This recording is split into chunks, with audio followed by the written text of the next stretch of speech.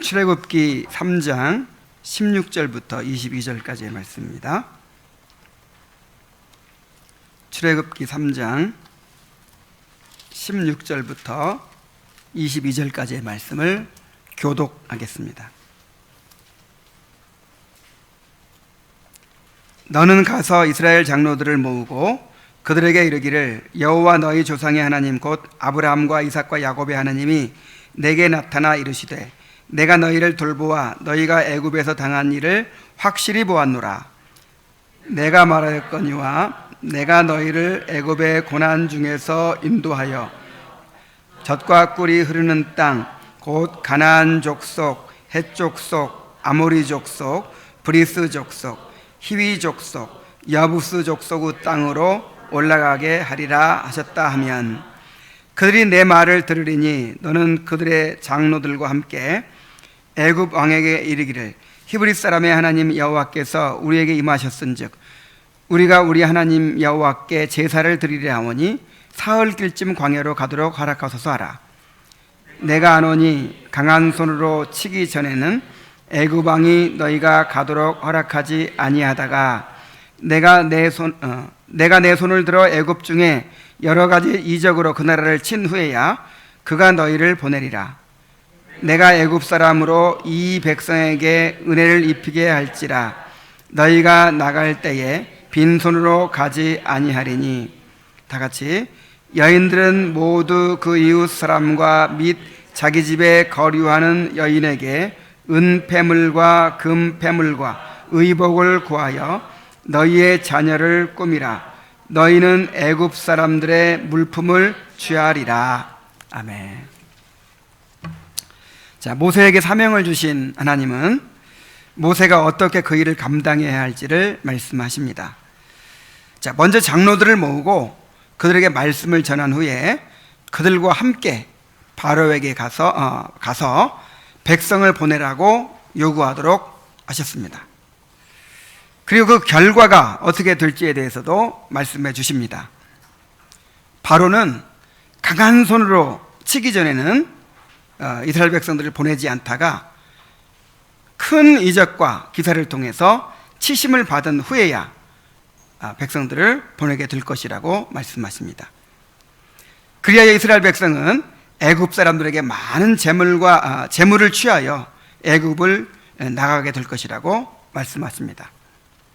우리는 이 말씀을 통해서 하나님의 일을 할 때 어떻게 그 일을 감당해야 하는지를 배우게 됩니다. 또한 하나님께서 베푸시는 구원이 얼마나 풍성한 것인지도 발견할 수 있습니다. 본문을 통해서 함께 살펴보도록 합시다. 자, 먼저 하나님은 모세로 하여금 이스라엘의 장로들과 함께 일하도록 하셨습니다. 16절부터 다시 보면요, 너는 가서 이스라엘의 장로들을 모으고 그들에게 이르기를 하고 말씀하시죠. 자, 하나님은 먼저 모세에게 이스라엘의 장로들을 모으라 이렇게 말씀하십니다.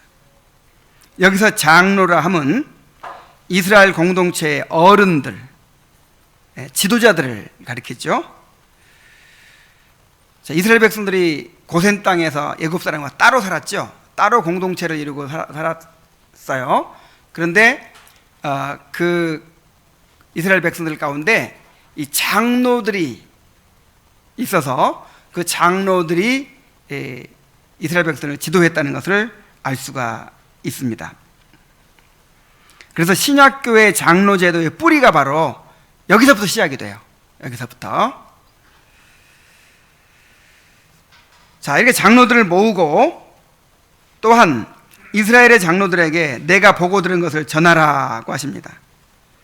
너희 조상의 하나님이 내게 나타나서 내가 너희를 돌아보아 너희가 애굽에서 당한 일을 확실히 보았노라. 내가 너희를 애굽의 고난 중에서 인도하여 젖과 꿀이 흐르는 땅 가나안으로 올라가게 하리라. 자, 이렇게 전하라고 하십니다. 그리하여 모세 혼자서 일하지 않고 이스라엘의 장로들과 함께 협력해서 사역을 하도록 하셨습니다. 자, 모세가 알아서, 그런 일 정도는 그냥 알아서 해도 될 것 같은데 하나님께서 그것을 가르쳐 주시는 거예요. 너는 가서 장로들을 먼저 모아라. 우리 장로들에게 말씀을 전해라. 그리고 장로들과 함께 바로에게 가서 요구해라. 이렇게. 그래서 이 장로들과 함께 하라는 이 명령에도 의미가 있겠죠.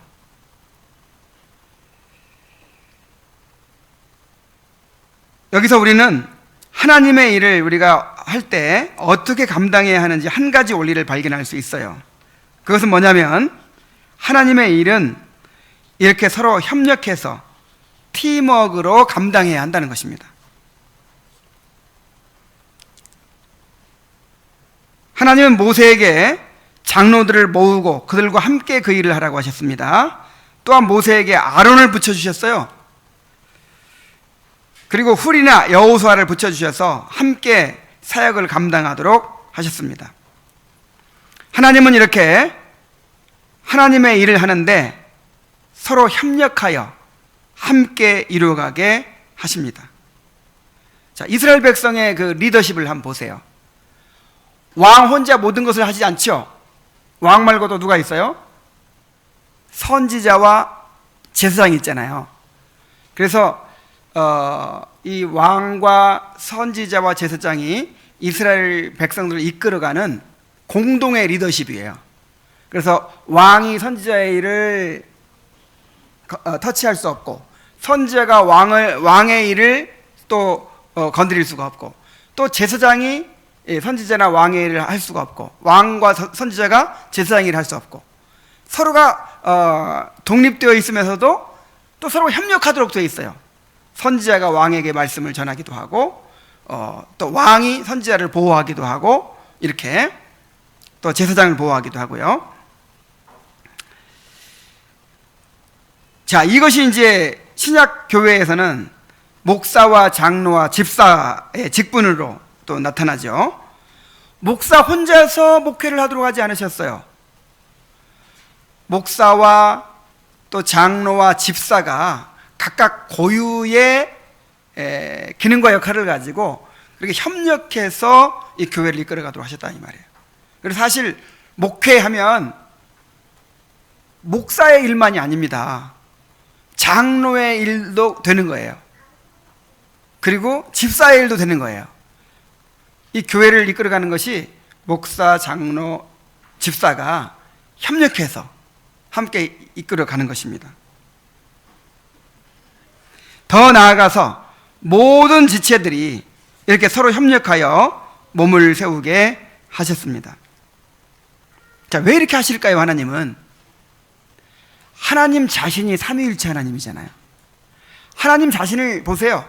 성부, 성자, 성령이 다 구별된 인격이신데 온전히 하나가 되어서 그렇게 구원사역에도 함께 하시고 창조사역에도 함께 하시고 성자, 성령이 결코 분리되지 않고 모든 사역을 함께 하시잖아요.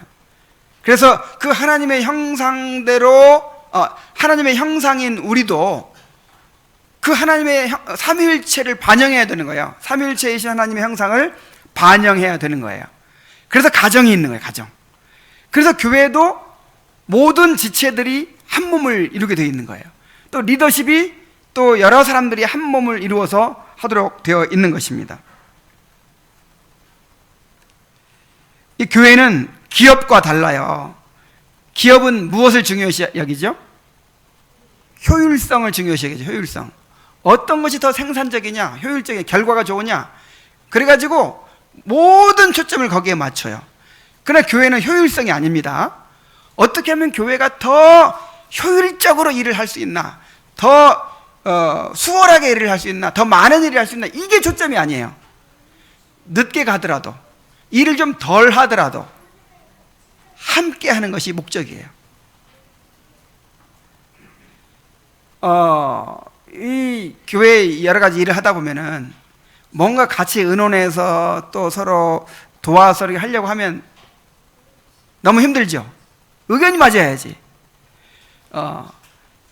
그냥 의견 통일되는 게 남북 통일되는 것보다 더 어려워. 그래가지고는 서로 막 자기 주장하고 막 이렇게 하니까 복잡해서 너무 힘들어요. 그러니까 혼자 다 해버려. 혼자 해버리면 얼마나 어떤 의사결정하는 것도 금방 해버리죠. 그리고 혼자 막 열성을 다해서 하면 금방 해버리잖아요. 근데 그런 것보다요, 하나님은 그런 거 원치 않는단 말이에요. 아예 하나님이 무슨 뭐 기업처럼 어서 빨리 이 교회를 키우고 어서 빨리 사람을 모으고, 이게 하나님의 목적입니까? 하나님의 목적은 아름다운 성전을 하나님께 설계하신 대로 그대로 건축하는 것이 하나님의 목적이에요. 뭐 큰 건물 짓는 게, 큰 신전을 짓는 게 아니라 한 20평밖에 안 되는 그 작은 성막을 그렇게 하나님의 계시하신 양식대로 이렇게 지으라고 하시잖아요. 여러분, 교회를 절대로 세상적인 생각으로 운영하려고 해서는 안 돼요. 이 교회의 문제들이 다 왜 일어나느냐면, 이 세상의 그 논리대로, 세상의 그 생각대로, 그 세상에서 추구하는 효율성, 세상에 추구하는 그런 결과지향적인 생각들, 이런 것들을 가지고 교회 안에 들어와서 교회 일을 하는 거예요. 여전도에서 또 그렇게 일을 하려고 하고, 뭐 재직교회에서 그렇게 일을 하려고, 당회에서도 그런 식으로 일을 하려고 하고. 그래서 이 교회가 기업화 된다고 하는 것이고, 그래서 세상처럼 된다고 하는 것입니다. 교회는 철저하게 하나님의 방법대로 해야 되는 거예요. 하나님의 방식대로. 그 하나님의 방식 중에 하나가 뭐라고요? 그냥 혼자 다 하는 것이 아니라 이렇게 서로 협력해서 팀워크를 통해서 하는 거라고요. 그게 얼마나 참 이 하나님의 그 삼위일체 형상이 반영되는 것입니까? 얼마나 아름답습니까? 그리고 이러한 과정을 통해서 자기 부인이 이루어지는 거예요. 언제 자기 부인을 해요? 서로 협력하려면 나를 내려놔야 하잖아요. 그래서 어떤 사람들은 이 당회 이런 것도, 이 장로교 정치 제도가 너무 이상적이다, 이건 도대체 인간의 생각으로 너무 그냥 이상적이죠. 실제로 하려고 하면 어때요? 어떻게 사람들이 모여가지고 이렇게 의견 통일이 이루어지고 이렇게 할 수 있습니까? 그냥 맨날 싸워, 맨날. 그래서 싸워도요, 그렇게 해야 돼요. 싸워가면서 자기 부인도 배우고 서로를 용납하는 것도 배우고, 자, 이렇게 하기를 하나님께서는 원하시는 것입니다. 그래서 무슨 일을 하든지, 교회 안에서 무슨 일을 하든지, 자, 그런 마음으로 그렇게 하게 되기를 바랍니다. 자, 다음으로 모세는 이스라엘 장로들과 함께 바로에게 가서 이스라엘 백성을 보내도록 요구하라고 하셨습니다. 18절 하반절부터 보면은, 너는 그들의 장로들과 함께 애굽 왕에게 이르기를, 히브리 사람의 하나님 여호와께서 우리에게 임하셨은즉 우리가 우리 하나님 여호와께 제사를 드리려 하오니 사흘길쯤 광야로 가도록 허락하소서 하라. 그렇죠. 자, 며칠길쯤? 사흘길. 아예 떠나게 해주시오 그러지 않고 사흘길쯤 가게 해달라, 이렇게 얘기를 해요. 이 사흘길은 이스라엘 백성들이 거주하던 애굽의 고센 지역으로부터 지금 하나님께서 현현하고 계시는 시내산까지에 이르는 거리를 가리킵니다. 거기서 사흘길 가면 시내산에 도착하는 거예요. 또한 사흘길은 적으로부터 피할 수 있는 최소한의 거리로 생각되기도 했습니다. 그래서 이 말 가운데는 애굽의 속박과 추격을 벗어나려는 그런 의도가 담겨 있는 거예요. 그러니까 사흘길쯤 가게 해주소서, 이 말은 아예 당신들하고 이제 끝날 거니까, 아예 갈 거니까 우리를 보내주십시오, 이런 뜻입니다. 자, 그리고 왜 가야 한다고 했습니까? 자, 왜 가야 한다고 했어요? 목적이 있어요, 목적이. 하나님께 제사를 드리기 위해서 가야 된다고 했어요. 우리가 너무 힘드니까, 우리 일하기 싫으니까 보내주세요, 이게 아니에요. 우리는 뭐 해야 됩니다? 하나님께 제사를 드려야 됩니다. 이것은 출애굽의 근본 목적을 밝히는 것입니다. 그들이 여호와 하나님께 희생 제사를 드리겠다고 하는 것은 이제 더 이상 애굽의 우상들을 섬기거나 바로의 명령을 따르지 않고 하나님의 말씀대로 순종하며 살겠다는 의미입니다. 더욱 이스라엘 민족 전체가 함께 가겠다는 것은 그냥 어른들만 가는 게 아니죠. 바로가 나중에 그럼 어른들만 가라 그러니까 거절하잖아요. 아닙니다. 우리는 아이들까지 가야 됩니다. 아이들까지 다 가서 제사를 드려야 됩니다. 여기서도 전 가족이 예배해야 된다는 것이 근거가 있는 거예요. 그래서 이렇게 전 가족이, 민족 전체가 함께 가겠다는 것은 이제 애굽의 속박에서 벗어나서 여호와를 섬기는 신앙 공동체를 형성하겠다는 그런 말이었습니다. 그러므로 그들이 바로에게 요구한 것은 단지 억압에서의 자유가 아니라 하나님을 섬길 수 있는 종교의 자유였어요. 더 이상 우리 노예 생활하기 싫다, 이게 아니고 목적이 뭐예요? 하나님을 예배하게 해달라. 우리는 하나님께 제사 드리러 가야 된다.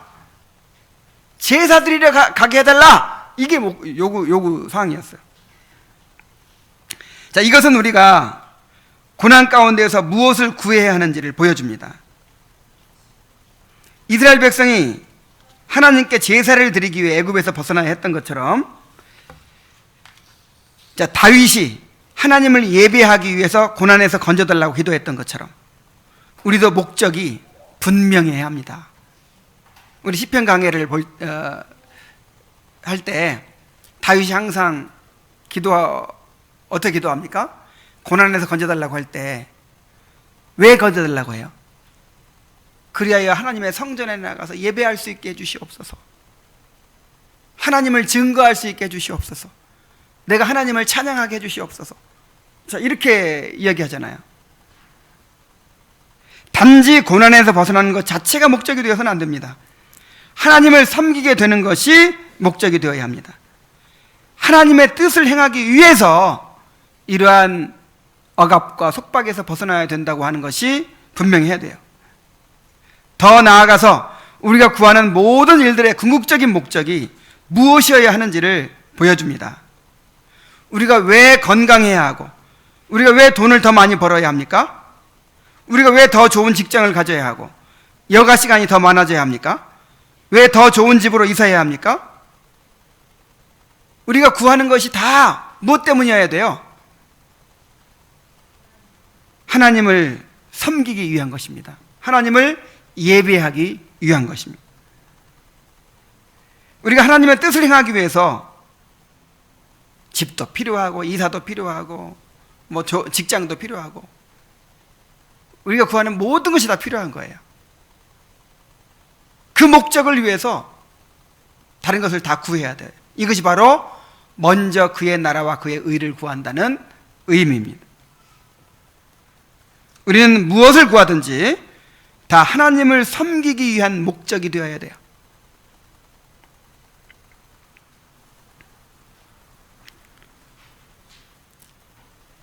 자, 그러나 하나님은 바로가 절대로 쉽게 이스라엘 백성을 보내지 않을 것이라고 말씀하십니다.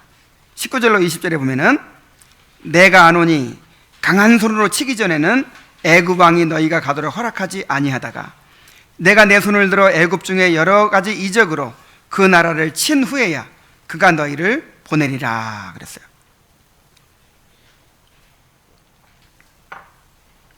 자, 이스라엘 백성을 노예로 부리면서 번성해온 애굽은 이스라엘 백성을 쉽게 놓아줄 리가 없었어요.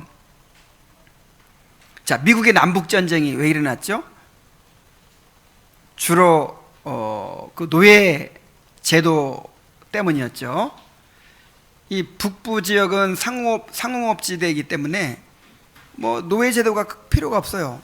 그래서 이제 인권이 발달하고 또 이제 노예 제도를 폐지하려는 정책을 취하게 되고, 근데 남부 지역은 노예들을 이용한 농업이 발달해 가지고 이 노예 제도 폐지하면 자기들이 큰 손해가 나게 생겼으니까 폐지할 수가 없어요. 그래서 서로 전쟁을 했던 것처럼 이 애굽이 지금 그런 입장입니다. 애굽이 이 노예들을 통해서, 노예가 몇 명이에요? 장정만 60만, 한 200만 이상의 노예들이 있으니 얼마나 좋습니까? 그 사람들을 이용해 가지고 국고성을 짓고, 그 다음에 무슨 이 관계시설을 만들고, 그 다음에 그 농사일이라든지 여러 가지로 그냥 이 사람들을 다 이용해서 하는 거예요.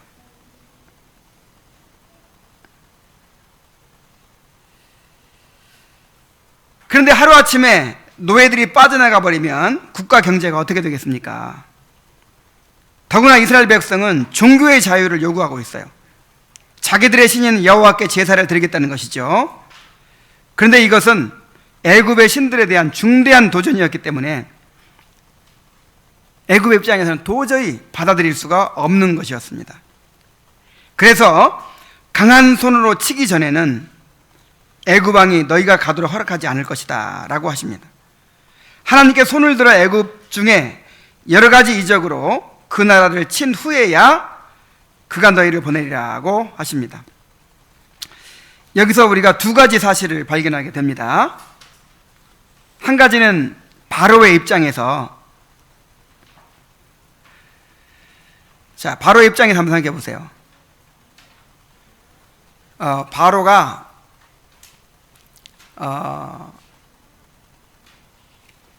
하나님께서 강한 손을 펼치셔서 그 바로를 큰 기사와 이적으로 친 후에야 보내리라 그랬죠.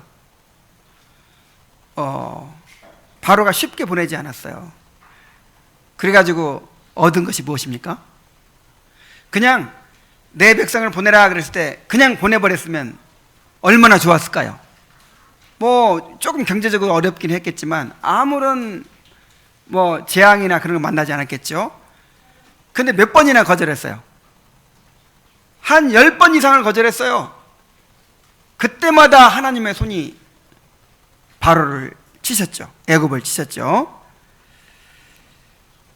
그래가지고 바로가 마음을 완고하게 하여 하나님의 말씀을 거역하는 바람에 10가지 재앙을 당하고 나라가 거덜난 후에야 할 수 없이 보내게 됐어요. 자, 누구도 하나님의 뜻을 거역할 수가 없습니다. 하나님은 좋은 말로 하실 때 듣지 않으면 매를 때려서라도 기어이 굴복시키십니다. 그래서 우리가 깨달아야 돼요. 하나님이 부드러운 말로 말씀하실 때, 좋은 말로 말씀하실 때 빨리 듣는 것이 신상에 이롭습니다. 어차피 하나님의 뜻하신 것은 반드시 이루고야 마십니다. 뭔가 우리 삶에서 고쳐야 될 것들이 있어요. 본인들이 느껴. 내가 이 부분이 지금 하나님께서 뭔가 이거를 다루고자 원하시는 건데, 이걸 내려놓기 원하시는 건데 하는 것들이 있어요. 그런데 하나님이 당장 그냥 벌을 내리거나 그러지 않으니까 이게 하나님 눈치를 살짝 보면서 그냥 뻗댑니다. 근데 제가 경험한 바로는 언젠가는 그걸 다루고 넘어가세요. 그냥 넘어가시지 않아요.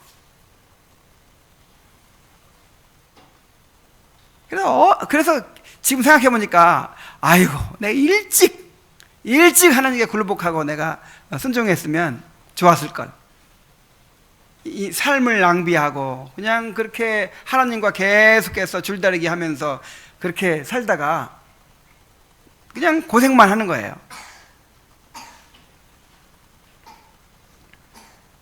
그래서 바로를 보면서 깨달아야 됩니다. 바로를 보면서 깨달아야 돼요. 바로가 반면 교사예요. 저렇게 고집 피우면 저렇게 되는구나. 뒤지게 얻어 터지는구나. 빨리 굴복할수록 신상에 이롭구나. 이걸 깨달아야 돼요. 자, 그 다음에 또 한 가지는 모세의 입장에서 또 생각해 볼 것이 있습니다. 자, 모세의 입장에서도 좀 답답할 노릇이에요. 한 번 가가지고 바로 앞에 가는 게 쉬워요, 어려워요? 참, 하나님도 그냥 한 번에 가가지고 딱 보내게 만들어버리시면 얼마나 좋아요. 근데 몇 번을 실패했을까요? 한 10번 이상을 바로 앞에 가는 것이 목숨을 거는 일이잖아요. 두렵잖아요. 여봐라, 이놈을 당장 목을 쳐라, 그럴 수 있잖아요. 그래서 갈 때마다 긴장되고 두려울 텐데, 그 바로 앞에 한번 가서 막 용기를 내가지고 내 백성을 보내라 하고 이제 요구한단 말이에요. 그러면 딱 보내면 좋은데 거절을 해요. 그러면 또 재앙을 내리죠, 막 하나님이. 그 다음에 또 이제 바로가 불러서 가면 또 보낸다고 했다가 또 번복하고 막 이런 일이 계속 반복되는 거예요. 왜 이렇게 모세를 고생을 시켰을까요, 하나님이? 이것만 고생시킨 게 아니야. 보니까 그 시내산도 몇 번 올라갔냐면 한 7, 8번 올라갔더라고요. 한 번 올라가서 싹 모든 업무 처리를 해버리면 얼마나 좋아. 근데 그냥 뻑하면 올라오라. 너는 올라오라. 올라와. 시내산이 2000m가 넘어요. 저도 올라가 봤는데 낙타를 타고 올라가야 돼. 그냥 올라가기 너무 힘들어요. 그 높은 산을 그냥 그 나이도 몇 살이에요? 80 노인네를. 참. 어쨌든 여기서 우리가 한 가지 배울 것이 있는데 뭐냐면 하나님께 말씀하십니다. 너는 바로에게 가서 내 백성을 보내라고 해라. 그러면서 하시는 말씀이 근데 안 들을 거야. 근데 안 들을 거야. 이것이 몇 번이에요? 한 10번 이상 된다니까요. 안 듣는데 뭐 하러 가요? 안 듣는데 왜 보내? 마지막 결정적인 순간에 한번 보내면 좋겠는데. 그래서 모세는 실패할 것을 뻔히 알면서 가는 거예요. 뭐 하기 위해서 가요? 실패하기 위해서 가는 거예요. 이와 같이 우리는 주님의 일을 이런 식으로 해야 됩니다. 어렵더라도 실패하더라도 하나님의 뜻을 따라서 행하는 거예요. 여러분, 우리가 말씀을 전하는 일도 그렇습니다.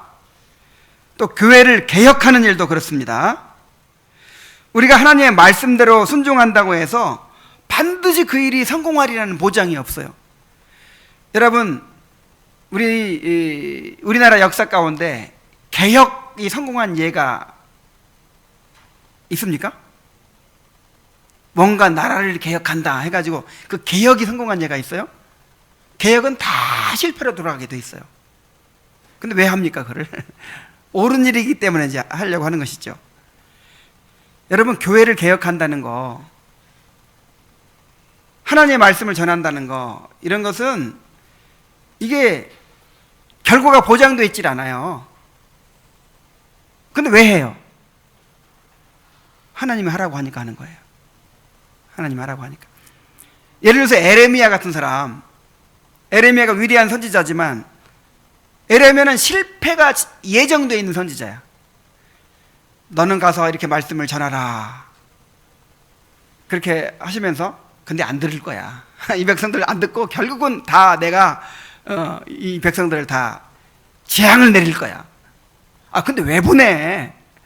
그냥 그 듣지도 않은 사람한테 가서 전하느라고 얻어 터지기는 하고 그냥 구덩이에 갇히고 그냥 그 고생을 다 하잖아요. 그런데도 해야 돼요, 안 해야 돼요? 해야 돼요. 그래서 에레미야는 성공했어요, 실패했어요? 사람들 보기에는 완전 실패한 사람이지만 하나님 보시기에는 가장 위대한 선지자인 거예요. 가장 성공한 선지자인 거예요. 근데 하나님 보시기에 성공은 뭐냐면 그 결과로 따지는 것이 아니라 하나님의 말씀에 얼마나 순종했느냐, 이걸 따지는 거예요. 여러분, 우리가 뭐 개혁교회를 세우고 막 하나님의 말씀대로 예배하고 질서를 세우고 막 그러면 교회가 막 커지고 막 부흥하고 막 그렇게 됩니까? 그렇게 되고 안 되고는 누구한테 달려 있는 거예요? 하나님께 달려 있는 거예요. 하나님께서 주장하시는 거예요. 우리는 다만 그 과정에 충성해야 돼요. 그래서 하나님께서 나중에 심판하실 때 결과를 가지고 심판하신다 그랬어요. 과정의 성실성을 보고 심판하신다 그랬어요. 잘하였도다 착하고 충성된 종아, 그러죠? 잘하였도다 착하고 충성된 종아. 5달란트 남긴 사람이든지 1달란트 남긴 사람이든지 차이가 없어요. 잘하였도다 착하고 충성된 종아. 이 말은 그 결과를 따지는 말이 아니에요. 그 과정에 대한 평가예요. 과정에 대한 평가.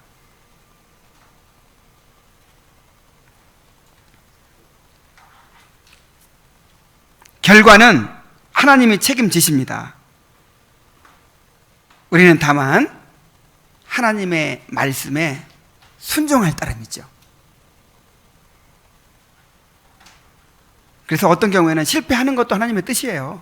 내가 전해서 안 듣는 것도 하나님의 뜻이에요.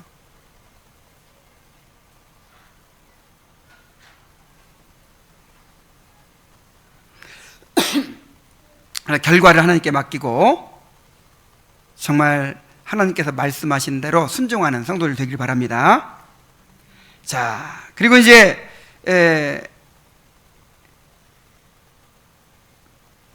또 결국에는 이스라엘 백성이 애굽을 이제 탈출하게 될 것을 말씀하십니다. 바로가 완강히 거절하겠지만 하나님의 치심을 받아서 결국 이스라엘 백성을 보내게 될 것이고, 이스라엘 백성은 애굽의 물품을 취하여 떠나게 될 것이라고 말씀하십니다. 22절부터 22절까지 함께 읽어볼까요? 시작.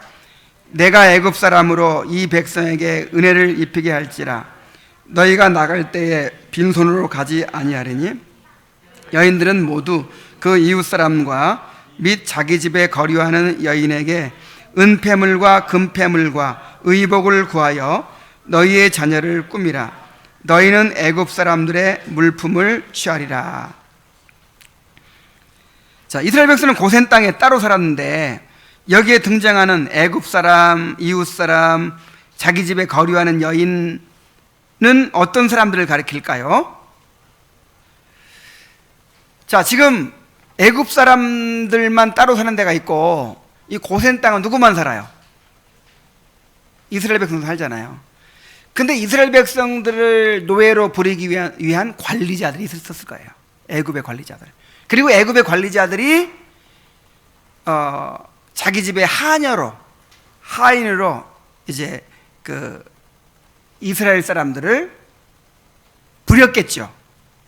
바로 그 사람들을 가리키는 거예요. 그래서 자기 집에 거류하는 여인 이렇게 표현한 거예요. 또 이웃 사람 이렇게 표현한 거예요. 자, 그런데 하나님은 내가 애굽 사람으로 너희에게 베풀게 하여 너희가 나갈 때에 빈손으로 나가지 않게 하겠다고 하십니다. 아니, 이스라엘 백성들이 나가는 것만 해도 엄청난 손해인데 이스라엘 백성은 나갈 때 송별 선물까지 줄 거라는 거예요. 금폐물, 은폐물을 막 줄 거라는 거예요. 이렇게.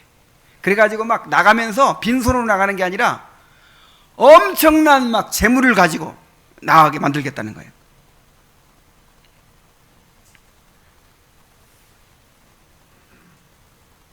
자, 어떻게 이런 일이 일어날 수 있을까요? 여기서 너희는 애굽 사람들의 물품을 취하리라 그랬는데 여기서 취한다는 말은 강제적으로 재물을 빼앗는다는 것을 의미합니다. 그러니까 뭐 그렇다고 해서 막 억지로 막 강탈했다는 것이 아니라 하나님께서 애굽을 열 재앙으로 막 치시잖아요. 그래 애굽 사람들은 완전히 막 애굽 전국이 초토화가 되고 막 두려워하죠. 근데 이스라엘 백성이 사는 고센 땅은 어때요? 아무런 해도 없어요. 이것을 보면서 엄청난 두려움이 이제 애굽 사람들에게 있는 거죠. 그래서 이제 요구하는 거예요. 우리가 그동안 노예 생활을 몇 년 했는데 그 임금 달라. 요구하는 거예요. 우리가 빈손으로 갈 수 없다. 여태까지 종로로 됐는데 우리가 그냥 갈 수 없다. 그동안 우리가 일했던 거 다 보상을 해달라. 이렇게 요구할 때 너무 두렵고 그들의 마음이 이제 움직여가지고 하나님께서 그들의 마음을 움직이셔가지고 그냥 다 주는 거예요. 금폐물도 주고 은폐물. 지금 나라가 다 망하게 생겼는데 그런 것이 문제입니까? 다 막 주는 거예요. 자, 이것은 아브라함에게 주신 예언의 성취였습니다. 창세기 15장 13절로 14절에 보면은 여호와께서 아브라함에게 이르시되 너는 정령이 알라. 내 자손이 이방에서 객이 되어 그들을 섬기겠고 그들은 400년 동안 내 자손을 괴롭게 하리니 그 섬기는 나라를 내가 징치할지며 그 후에 내 자손이 큰 재물을 이끌고 나오리라 그랬어요. 자, 뭘 이끌고 나오리라? 큰 재물. 그러니까 금덩이 하나 받고 나오고 요 정도가 아니에요. 막 그 애굽 사람들의 그 엄청난 것을 다 막 가지고 나온 거죠.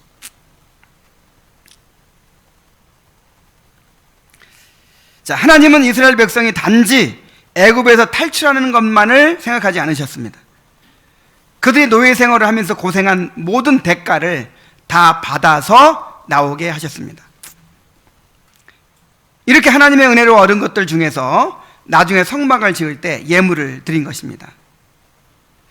자, 정말 하나님께서 그 이스라엘 백성들을 구원해 내시는 이 모습을 한번 보세요. 그냥 노예 생활에서 건져내는 것만 해도 감사한 일이잖아요. 근데 뭐까지 챙겨주세요?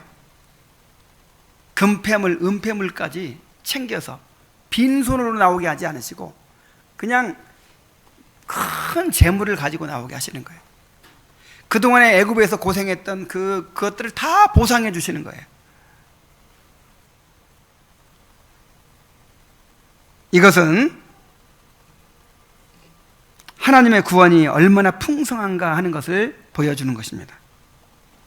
로마서 8장 32절에 자기 아들을 아끼지 아니하시고 우리 모든 사람을 위하여 내어주신 이가 어찌 그 아들과 함께 모든 것을 우리에게 주시지 아니하겠느냐 그러셨어요. 우리는 하나님에 대해서 생각할 때 하나님이 왜 이렇게 인색하신가? 좀 우리가 원하는 거 다 주시면 좋은데 왜 이렇게 인색하실까? 그렇게 생각하는 경향이 있어요. 마귀가 그렇게 우리를 속입니다. 너 기도하는 거 다 안 주지?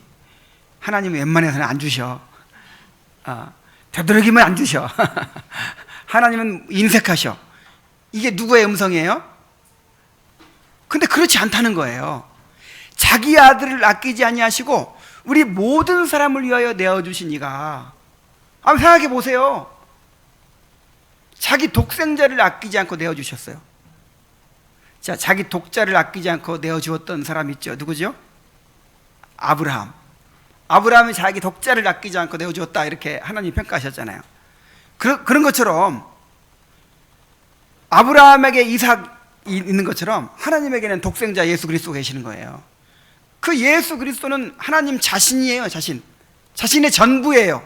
그 예수 그리스도를 우리를 위해 내주셨단 말이에요.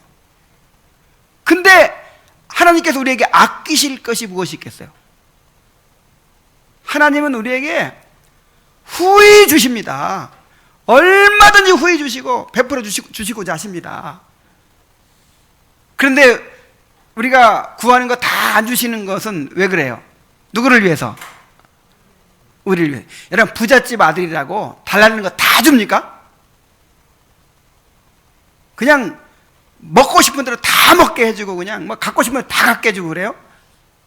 아무리 부잣집이라도 그 아이를 위해서 최선의 것만을 줍니다.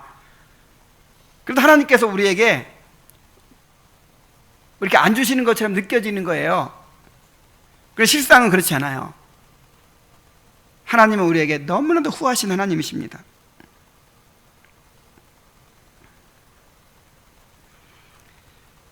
하나님은 우리를 구원해 주시면서 내가 너희를 천국에 보내줄 테니까 이 땅에서는 아무렇게나 살아라. 그냥 거지같이 살아라. 그러실까요? 그렇지 않아요. 이 땅에서도 우리의 모든 필요를 풍성하게 채워주십니다.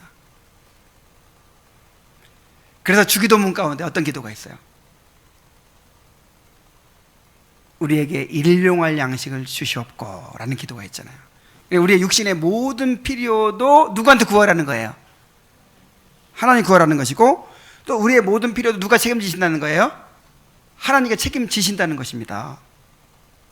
영적인 필요만이 아니라 우리의 육신의 모든 필요도 하나님께서 우리에게 가장 알맞게 채워주세요. 그 알맞게 채워주는데 우리가 욕심이 너무 크다 보니까 인색하게 느껴지죠. 왜 하나님은 그렇게 하늘의 모든 보화를 쌓아놓고 거기 그냥 푼돈이라도 하나만 던져주시지 이런 생각을 하는 거예요. 그러나 우리는 하나님을 믿어야 됩니다. 어떻게 믿어야 돼요? 우리에게 모든 것을 아낌없이 풍성히 베풀어 주신다, 이렇게 믿어야 돼요. 만족해야 돼요.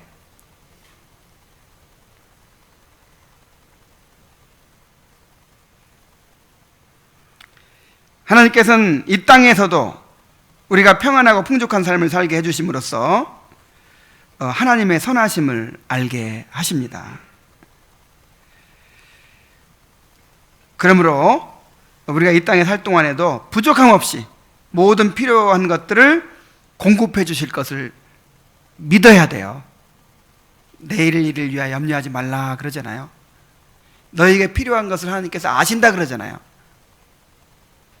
자기 아들을 아끼지 아니하시고 우리 모든 사람을 위하여 내어주시니까 어찌 그 아들과 함께 모든 것을 우리에게 은사로 주지 아니하시겠느냐. 너에게 생명을 주신 분이 그 생명을 유지할 수 있는 음식과 의복을 왜 안 주시겠느냐. 하나님을 믿으시기 바랍니다. 자, 이제 말씀을 맺겠습니다. 하나님이 우리를 부르실 때에는 모든 것을 완전히 계획하시고 그렇게 부르십니다. 우리가 어떻게 해야 할지, 그리고 어떤 결과를 만나게 될지도 다 하나님의 계획 가운데 있습니다. 하나님은 결과만이 아니라 그 과정까지도 주장하시고 인도하십니다. 그러면 우리가 하나님을 신뢰해야 돼요. 하나님이 나를 부르셨을 때는 다 계획이 있고 그 결과까지 다 주장하고 계시면서 그렇게 나를 부르셨다, 이렇게 믿고 하나님께서 맡기신 일에, 하나님의 부르심에 충성해야 될 줄로 믿습니다. 기도하겠습니다. 하나님 아버지, 하나님께서 모세를 부르시고 바로에게 보내시면서 하나님은 모든 계획을 가지고 정말 완전한 섭리 가운데서 그렇게 보내셨습니다. 모세는 단지 하나님을 신뢰하고 그냥 가기만 하면 되었습니다. 이와 같이 우리를 부르신 줄로 믿습니다. 하나님 아버지, 하나님은 우리가 어떻게 해야 될지 그 방법까지도 다 마련해 두고 계십니다. 또한 그 결과까지도 다 작정해 두고 계십니다. 우리가 온전히 하나님께 맡기고 우리의 주어진 일에 충성할 수 있도록 인도하여 주시옵소서. 우리의 모든 필요를 풍성하게 채워주실 것을 믿게 하여 주시옵소서. 예수님의 이름으로 기도하옵나이다. 아멘.